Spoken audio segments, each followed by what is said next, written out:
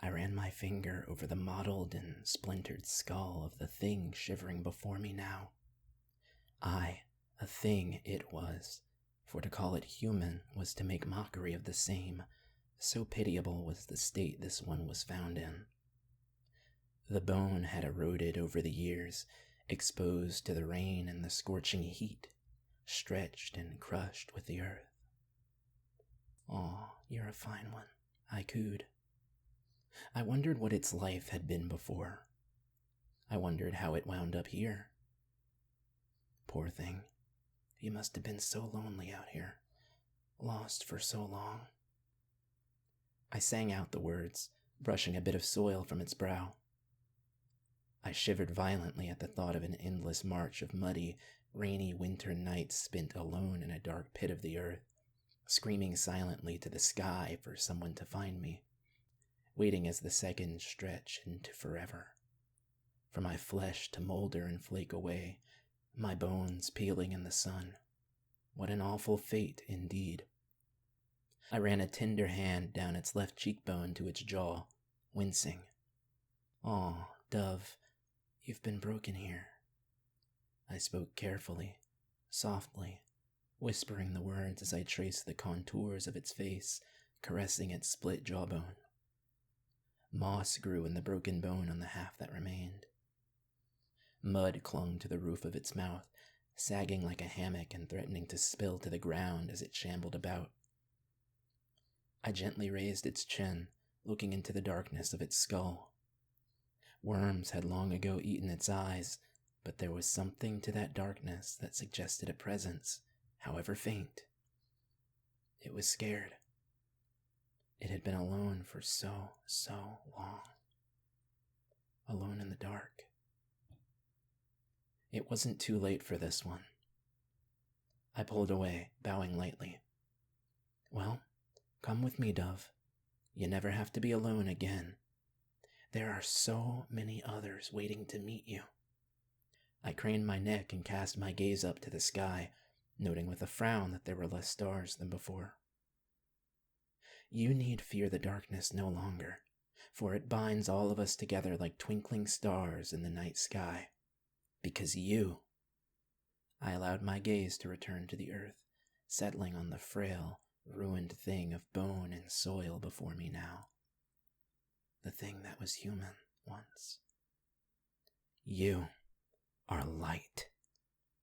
I offered my hand. It took it. To my understanding, life's rhythm, the artistry of its melodies, is a thing to be studied and respected. Just like the pauses in music are supposed to entice you to more, like a lover brushing their finger under your lip. Such is death. The frustrated steps between the pushes and pulls of a dance, without rhythm, without meaning. Such is death. A shadow in the dark, formless and indistinct, unseen yet inevitable. Such is death. A tease, a whisper, a wink, a break in the music, a breath forever withheld, a sky without a sun. Such is death. No one should have to face that alone. The forgotten, the lost, the innocent, the damned, this world and this life may have failed them, but I will not. As surely as the sun will burn and the nights darken, every lost soul will know peace. I will find them, one by one, until no one has to suffer alone in the dark ever again. With this power I have been given, I swear I will save this world. The night of the accident almost seems like a dream now. So often I'll close my eyes and concentrate, trying to remind myself of who I really am, of what really happened. I grasp desperately at the vestiges of someone or maybe something I used to be. That familiarity is so powerful, There's a comfort in routine, or whatever it was I had. But the man I was died to become the thing I am now. The last thing I remember was Bub snapping his fingers before a cloud of smoke seemed to diffuse into me, making my body feel somehow less. The world sank behind itself, rearranging its features into home. Only, it didn't feel like home anymore. It felt small somehow, stifling even. That's when the whispering started. Satana. It came from everywhere and nowhere, a sort of shadow sound echoing in the background noise of existence. It overtook my other senses to the point where it was all I could hear, see, taste, smell. It seeped through my pores and coursed through my veins, filling me with dread, with darkness, with power. Satana. Ha-Satan. The accuser. The adversary. The serpent. Prince of darkness and scorn of heaven. Deceiver of men and enemy of humanity. You are granted mastery over the earth and the souls therein, by right of your Father's love, to do as thou wilt until the end of days. Your betrayal and your sentence are woven into your station. Make no mistake, you will burn. You and every soul you have deceived and dragged with you into damnation will burn for eternity in agony. Your name shall be a curse on all who hear it, your mean an abomination in the eyes of man. A fugitive you shall be. All shall know you by your mark, and shall thirst for your destruction. You will be surrounded by liars, thieves, killers, monsters, and usurpers. Never a day of peace, nor an hour of respite shall be allowed you, and dreams shall ever elude you, lest you dream of ambition anon. You desired power, and now you have it, yet you will never escape your fate. This is your punishment. This world will exist to be your prison. Struggle, beast. Struggle and plot and scheme and kill and play any number of your little tricks. Your fall is absolute, and your end is already written. Repent, child, for your God has forsaken you. Gehenna is to be your kingdom and your tomb. I had a vision of an impossibly verdant forest, the trees heaving with fruits I didn't recognize, the woods teeming with animals never seen. A woman sat nearby under the shade of a tree. She was tall and lean, her face immaculately sculpted and beautiful, but she was dirty and bruised. She hardly reacted at my approach, a sullen look of hazy resignation clouding her eyes as I crouched down and extended my hand. I heard her stomach rumble as she reached for the strange fruit I held out to her. You're wasting your time raising up these things. A familiar voice snapped me back to the task at hand. Bub took one last, deep, slow drag of his cigarette, allowing the disgust visible in his expression to really sink in. He rolled the butt around between his fingers and blew a large gout of smoke from his nose before flicking the smoldering remnant at its head. This one was probably just some dumb kid that fell in here and couldn't get back out. Why should you care about them? Let 'em rot. There's easier ways to find lost souls. Or make 'em. He knew better than to still be there by the time I turned to look at him. And as for why, I know what it is to be broken. I know what it is to be alone. It simply stood there, still shivering, grasping my hand weakly with what little remained of its own. I sighed and closed my eyes. Imagine complete, utter sensory deprivation. An absolute and all-encompassing absence of any sensation whatsoever beyond the basic sense of self and consciousness. Imagine the maddening tedium, the horror of knowing that this is it. This is your eternity. Eventually, the sense of self is lost. Consciousness unbound, left to fester and stagnate in a dark pit the size of the universe. Words lose their meaning. All context erodes and dissolves. Names, faces, places, the feeling of sunlight, the color of the sky, it all fades with time. Eventually, you are left with a very raw, very delicate and broken thing. Such a thing is lost. The lost have been alone for so long that they have forgotten what it means to be at all. It's this crucial detail that makes my work possible.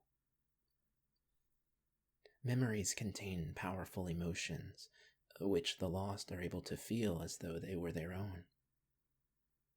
By sharing a memory and reminding them of their humanity, I can bring them back. I can save them. I concentrate, and a memory takes shape. Someone wraps a coat around me as my father's casket is lowered into the ground. It's winter, and I'm shivering from the wind and the rain. He wasn't a good man, but I don't know it yet. I'm 10 years old, and in my mind, he was loving and faithful. He was everything I wanted to be.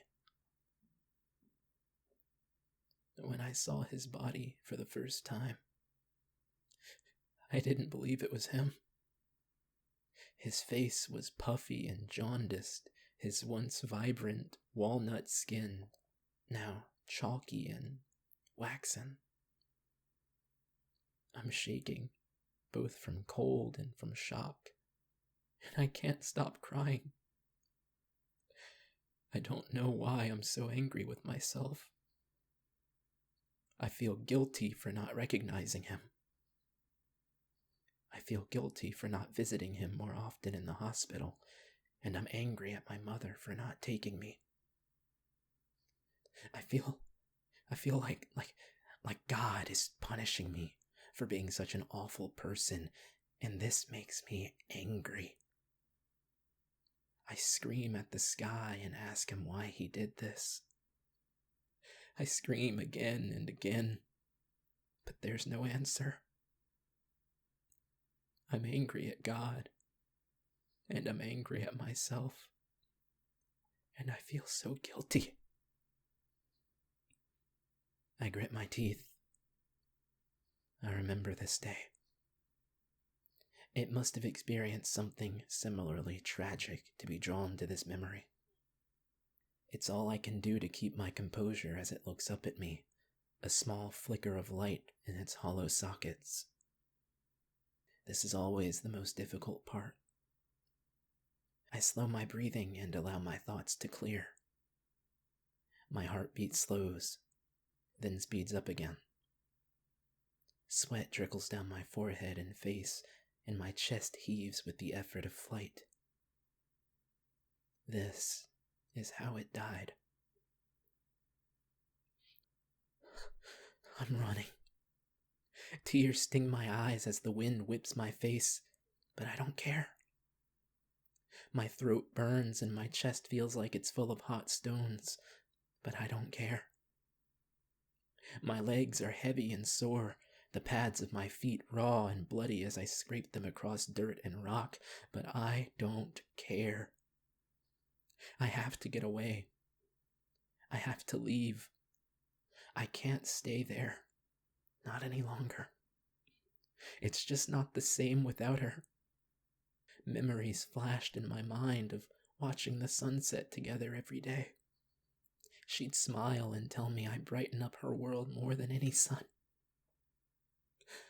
But ever since Mother died, Father started beating me. At first it was just when he had a bad day. Then more of his days started going bad. Soon it became a nightly ritual. He'd stumble into the cabin, stinking of ale and spirits, and make up something to beat me for. No more. No more. I don't know where I'll go, what I'll do, but I don't care. I just want to be away from there, away from him, away from everything. And so, I run. I've never been so far outside of the village before. The terrain here is rough and difficult to navigate. Still, I am young. I am strong. Still, I run. And maybe one day, I'll be able to forget about all of this. Maybe one day I'll be happy. I'll be safe. I'll be... A sickening crunch forced my thoughts aside. My vision is blurred and hazy, and pain overtakes my every sense. I didn't see the hole. I didn't have time to stop myself. I could do nothing when my ankle twisted and I stumbled into the pit, my jaw crashing into a sharp stone, my vision dimming. Mother? I whispered the word, ignoring the pain and the taste of blood it brought with it, focusing only on the memory of her smile. I lay there as the world faded away, waiting for the sun to set. The darkness gave way to the being standing before me now. What had once been little more than a diminutive, decrepit skeleton was now radiating light. No longer an it, but a they. Their hair was the color of young bark, silken, soft, and curly, bouncing with every subtle movement of their head, sparkling like gold caught in moonlight. Their skin glowed alabaster, free of blemish or scarring, youthfulness and vigor evident in its hue. Their eyes burned and flickered like emerald lightning, twinkling with an intensity fit to rival that of any flame. These eyes now beheld me from within their true face, a smile slowly forming on their pale, pink lips. Alexander, they said. My name is Alexander. Their smile widened as tears of pure starlight spilled from their eyes. Their skin glowed brighter, their eyes burned hotter, until they were little more than a mote of light floating in the air. I squinted and shielded my eyes, unable to look directly upon this new form. Thank you. Their voice floated out from the small star that hovered before me. And then, they were gone. I looked up to the sky once more, noting with a smile 2 new fiercely burning stars, shining brighter than any other in the night, where before there had been only darkness. The smaller star twinkled at me, the larger following suit. Alexander would never be alone again. As I dried my tears, I let my vision wander across the night sky once more, settling on a huge expanse of pure blackness. So many stars had gone out. I only hope I can save enough of them before it's too late. Do you really think it'll make a difference? I turned to see Bub standing to my left, staring up at the stars. Do you really think a demon can bring light back into this world? I had never heard Bub sound so genuine, so concerned. Demon, Satan, necromancer. I don't care what I'm called or what people think of me. If I can help, if I can change things for the better, then that's what I'll do. I looked back up to Alexander. Even if it doesn't make a difference in the long term, I still think it's worth it. Bub clicked his tongue and sighed. You know, I still don't quite get you. Still, they are beautiful, aren't they? I nodded and smiled. They really are.